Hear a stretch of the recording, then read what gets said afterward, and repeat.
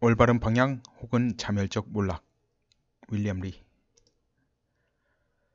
조선시대 사대부들은 헛된 명분을 가지고 정쟁을 벌이곤 했습니다. 대표적인 경우가 예송 논쟁이었습니다.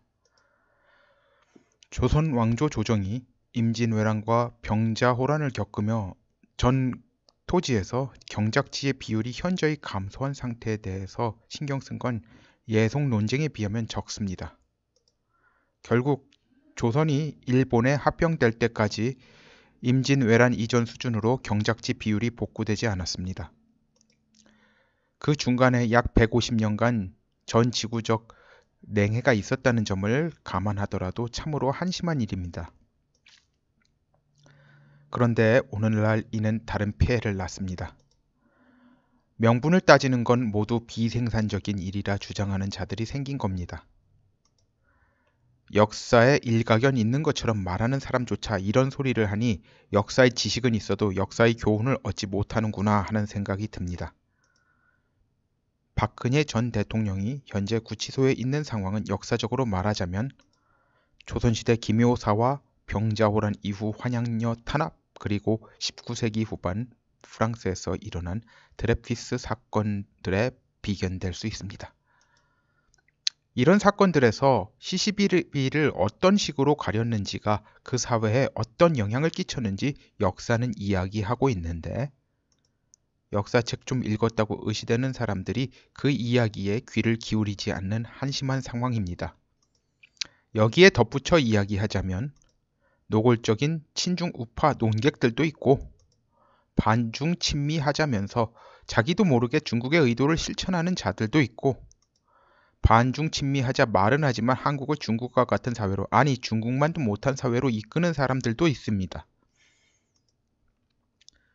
이 정도 지적 수준을 가진 사람들이 한국을 둘러싼 상황의 급변성에 대해 제대로 파악한다는 게 상당히 무리입니다. 결국 지금까지 미국의 북폭을 막아온 핵심적 인물이 매티스 미국 전 국방장관임이 밝혀졌습니다.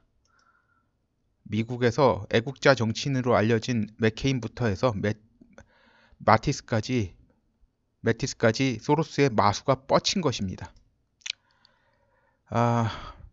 매티스의 맥마스터 천거가 실수가 아니었습니다. 맥마스터가 사임하던 시점에는 의심했어야 하는 건데 저도 속았습니다. 맥케인은 자녀들 문제로 얽혔다고 합니다. 나중에 트럼프 역시 맥케인의 약점을 파악하고 맥케인에게 뭔가 메시지를 보내고 얼마 후 맥케인은 자신 병의 치료를 중단하고 사망에 이릅니다. 자신의 명예를 지키기 위한 일종의 자살이라는 이야기도 있습니다.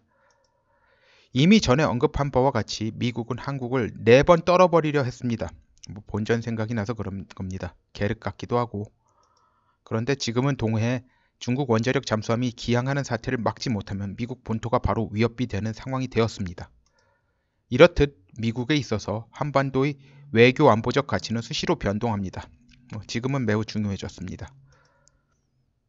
이런 지극히 복잡한 상황에 대해 대학원에서 재무학을 전공하고도 처음부터 재정적으로 지극히 부실할 수밖에 없는 언론사를 세운 정규재 씨 같은 분이 이해하기는 무리일 거라 봅니다. 사실 이분도 지적 문제가 있어서기보다는 자기 에고 세우는 게 먼저라 이런 어이없는 판단을 한 겁니다. 작은 회사 이끌면 자존심에 금 간다, 폼 안 난다 이런 생각이 먼저였을 겁니다. 그러니 이런 황당한 중과실을 저지른 것입니다. 이 정도면 의사가 알레르기로 내원한 환자에게 별 검사 없이 페니실린 놨다가 사경에 이르게 만든 수준입니다. 자식은 나의 다른 에고라고도 하죠. 이것은 맥케인의 경우로 말한 겁니다. 이렇듯 탁월한 사람들도 자신의 비대한 에고를 관리 못해 어이없는 과오를 저지르고 역사의 죄인의 자리에 서는 것이 일이 드물지 않습니다. 다시 처음 이야기로 돌아가겠습니다. 미국 건국의 아버지들이 할 일이 없어서 아니면 허세 부리려 독립선언서와 연방주의자 논집을 심혈을 기울여 썼을까요? 그 문서들의 이 제시한 명분을 바탕으로 미국의 역사는 진전되었습니다. 그 명분들이 미국 역사가 중간에 오물 흙탕물도 많이 튀고 무고한 사람들이 피를 흘리는 등의 과정에서도 방향을 설정하고 나아가게 하는 등대 역할을 한 것입니다. 미국에서 인문사회 과학 공부했다는 한국인들 대부분이 이걸 모르는 것 같습니다. 사고는 조선인 수준이고 시험 보는 머리만 키운 결과가 이 모양 이 꼴인 것입니다. 역사적으로 보면 명분 다툼은 대부분 별로 생산적이지 않았던 것이 보통입니다. 그러나 항상 그런 것이 아니었고요. 경우에 따라서는 그 사회의 성격을 강하게 규정짓는 그런 것이 되기도 했습니다. 90% 정도는 헛된 논쟁이었지만 10%의 경우 절대 가볍게 지나가서는 안 되는 상황이었습니다. 현재 한국의 상황은 이런 딜레마에 입각한 갈림길에 서 있습니다. 명분도 잃고 자멸하는 길을 가기가 쉬운 상황입니다.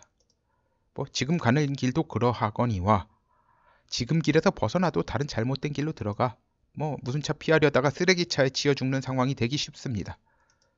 거대한 진실을 묻어버리고 거짓과 영합해서라도 이 길에서 벗어나는 게 장땡이 아닙니다. 윷놀이에 비유하자면 한국의 현 상황은 백도 아니면 모인 상황이고 백도가 되기 훨씬 쉬운 상황입니다. 이런 상황에 개나 거리라도 건지지 않는 사람들이 많습니다. 그랬다간 역시 백도의 길로 가는 게 자명합니다. 어차피 개나 걸은 없습니다. 지금의 길은 중국에게 핵심적 역량을 빨리고 너덜너덜하게 되는, 그리고 판사들이 매일매일 법조문을 만들었다 없앴다 하는 식의 판결을 하는 나라로 가든지, 아니면 그래도 역사적 방향을 제대로 잡고 더디더라도 지속적으로 긍정적 방향으로 전진할 수 있는 나라가 되든지 둘 중 하나입니다. 어느 방향으로 갈지는 여러분의 판단과 행동에 달려 있습니다. 마지막으로 성경 구절을 말씀드리겠습니다. 좁은 문으로 들어가라. 멸망으로 인도하는 문은 크고 그 길이 넓어 그리로 들어가는 자가 많고 생명으로 인도하는 문은 좁고 길이 협착하여 찾는 자가 적음이라. 마태복음 7장 13절에서 14절. 네, 감사합니다.